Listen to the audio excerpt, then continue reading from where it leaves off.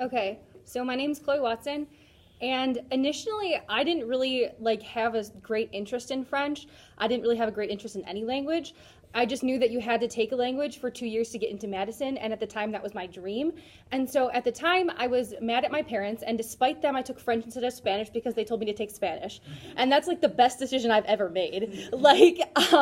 Because I got into 8th grade French and I really liked it. It was really fun. And after that year, I got to go to France and I didn't know anything. I stayed with the host family for 2 weeks and I spoke mostly in English because I was obviously 14 and didn't know that much French.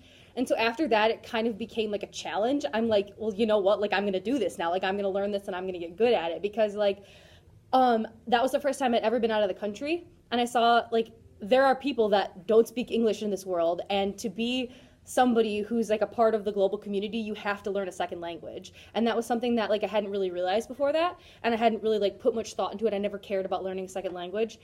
And then I came to high school, and high school French has been so fun. This is my favorite class. It's always been my favorite class. A bunch of my friends have been in this class. We do fun stuff all the time. I love learning. I love listening to movies and music in French because I think it's really cool when you can see something outside of class that's in French and understand it. That's the craziest thing to me, that you see something you come across on the internet and you're this is in a language other than English and I can understand it. That's crazy to me and that's so cool.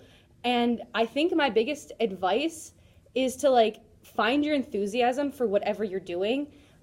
Find a way to get interested in it and have fun, because school is no fun if you just kind of have the attitude oh, I'm just doing this to graduate, I'm just doing this because I have to.